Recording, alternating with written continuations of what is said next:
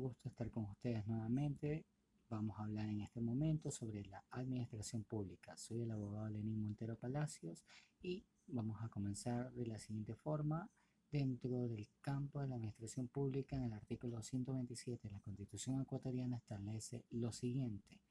que es un servicio para la comunidad o colectividad regida con principios de eficacia, eficiencia, celeridad,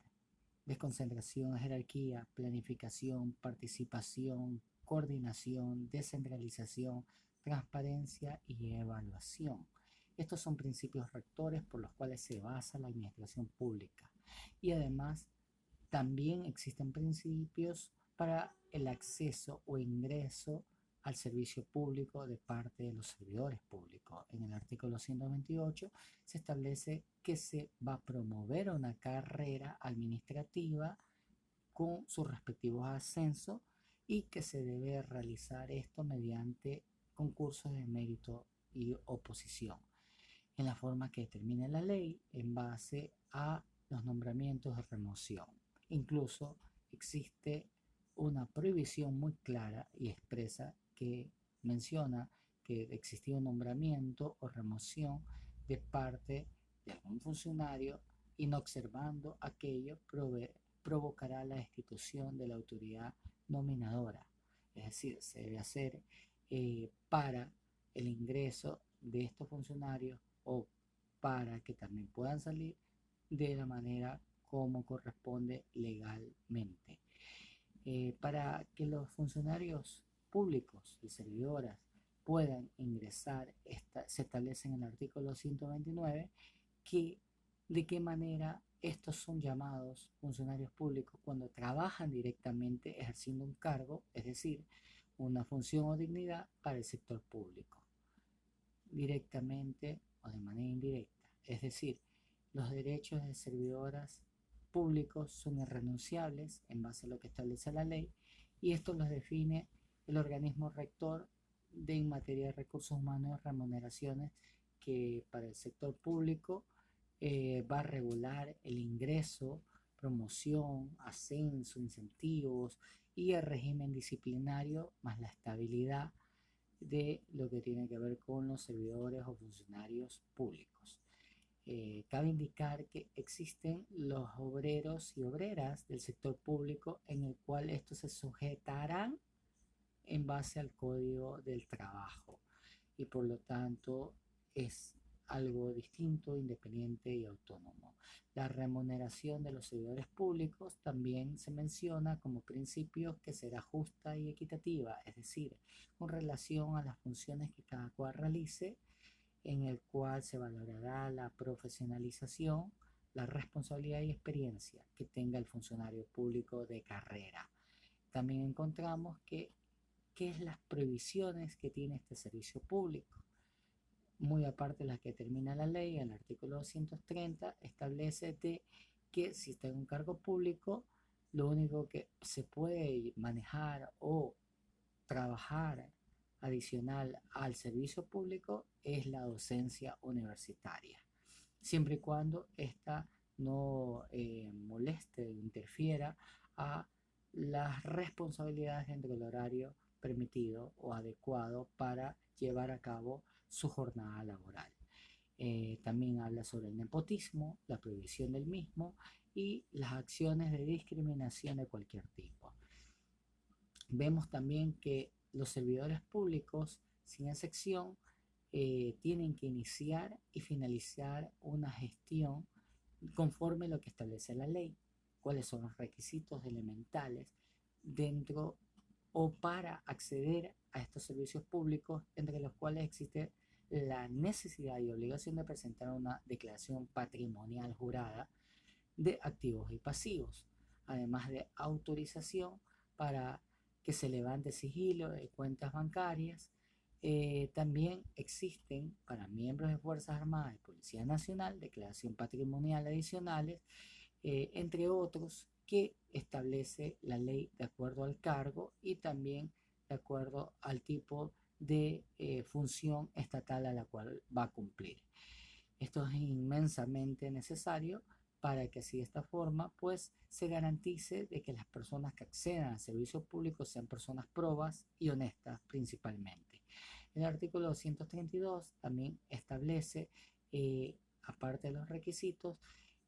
quienes no pueden ser funcionarios, es decir, ni miembros de organismos directivos, en base a la potestad del control estatal y regulación que muestren algún tipo de interés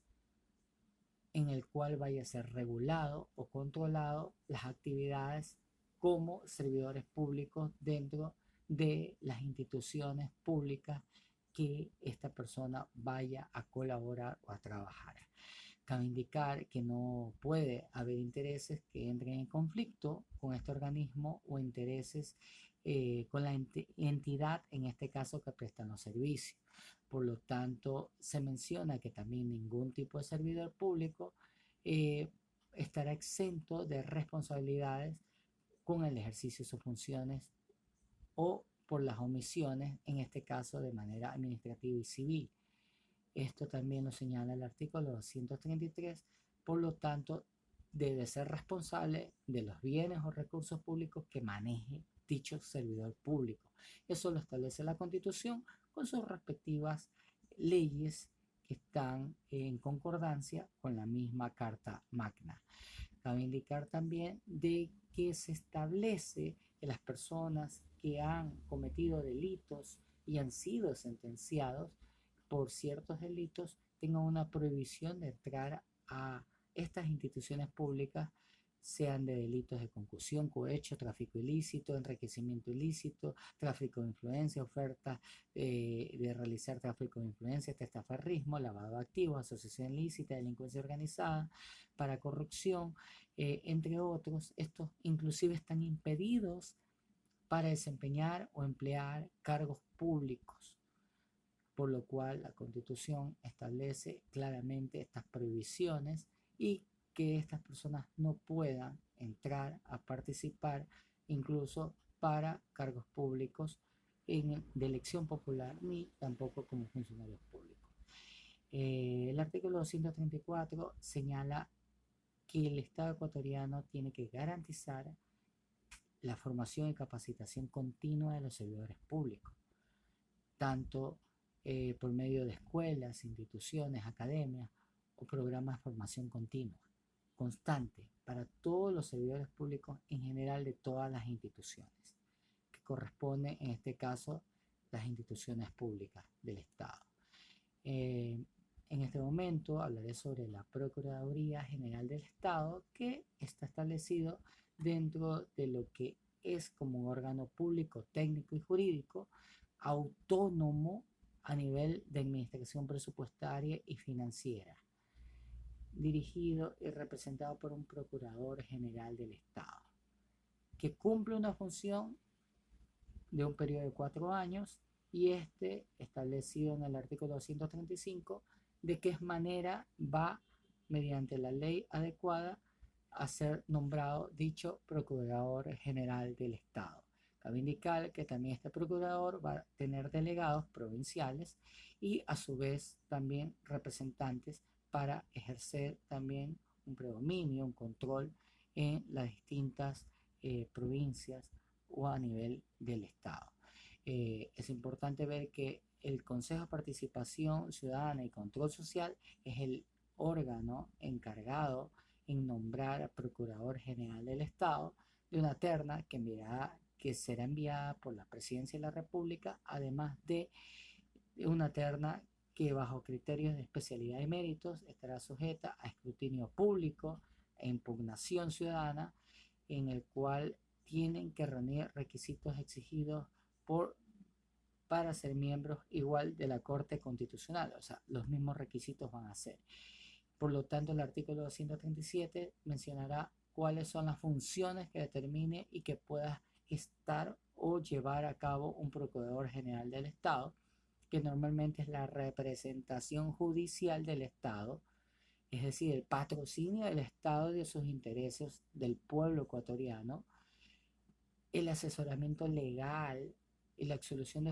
de consultas jurídicas de organismos y entidades, en este caso el sector público, además de controlar también con sujeción a la ley de los actos y contratos de los organismos, en este caso, que corresponden a las entidades del sector público.